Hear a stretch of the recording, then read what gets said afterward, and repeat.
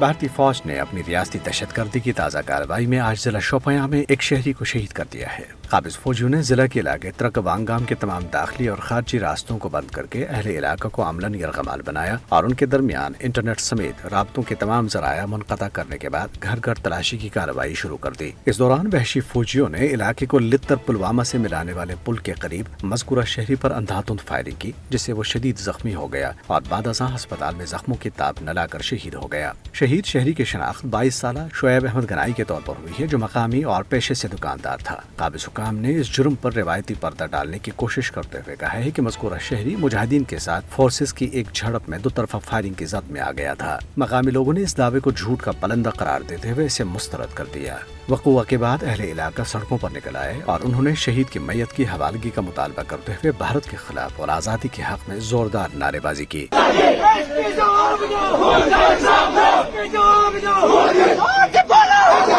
علاقے میں کشیدگی ہے اور قابضین نے مظاہروں کو روکنے کے لیے سخت انتظامات کر لیے ہیں۔ بھارتی حکام نے مقبوضہ جموں کشمیر کے مختلف جیلوں سے مزید 82 کشمیری سیاسی نظر بندوں کو ہریانہ، اتر پردیش اور نئی دلی سمیت بھارت کی مختلف جیلوں میں منتقل کر دیا ہے۔ اتر پردیش کی نینی جیل میں 44 کشمیری نظر بند منتقل کیے گئے ہیں۔ مارچ کے دوسرے ہفتے میں قابض حکام نے 96 کشمیری نظر بندوں کو کالے قانون پبلک سیفٹی ایکٹ کے تحت بھارت کی دور دراز جیلوں میں منتقل کیا تھا۔ آنے والے دنوں میں مزید کشمیری نظر بندوں کو بھارتی جیلوں میں منتقل کیے جانے کا خدشہ ظاہر کیا جا رہا ہے۔ آج جب دنیا بھر میں خاندانوں کا عالمی دن منایا جا رہا ہے، مقبوضہ جموں کشمیر میں قابض بھارتی فورسز کی طرف سے کشمیری خاندانوں پر مظالم کا نہ ختم ہونے والا سلسلہ جاری ہے۔ اس ضمن میں کشمیر میڈیا سروس کے شعبہ تحقیق کی طرف سے جاری کردہ ایک رپورٹ میں کہا گیا ہے کہ جموں کشمیر دنیا کا سب سے زیادہ فوجی جماؤ والا علاقہ ہے، جہاں قابض فورسز کی طرف سے روزانہ کی بنیاد پر قتل و غارت، جبری گمشدگیوں، تشدد اور عصمت دری کے واقعات اور دیگر مظالم کا سلسلہ جاری ہے۔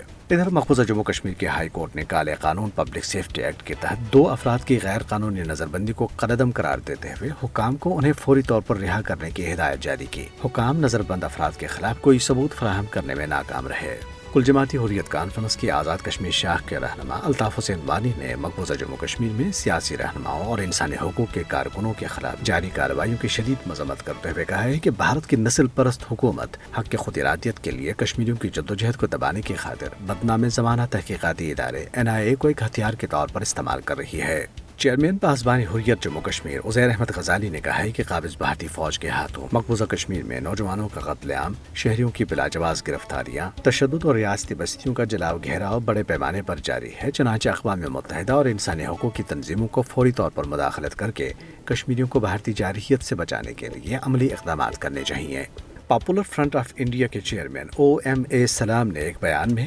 تنظیم اور اس کے رہنماؤں کے بارے میں بھارتی تحقیقاتی ادارے انفورسمنٹ ڈائریکٹوریٹ کے دعووں کو مسترد کر دیا ہے۔ انفورسمنٹ ڈائریکٹوریٹ نے 13 مئی کو اپنی ویب سائٹ پر پوسٹ کیے گئے ایک بیان میں پاپولر فرنٹ آف انڈیا پر کئی سنگین الزامات لگاتے ہوئے بتایا ہے کہ اس نے حال ہی میں گرفتار کیے گئے تنظیم کے 2 رہنماؤں کے خلاف ایک ضمنی شکایت درج کرائی ہے۔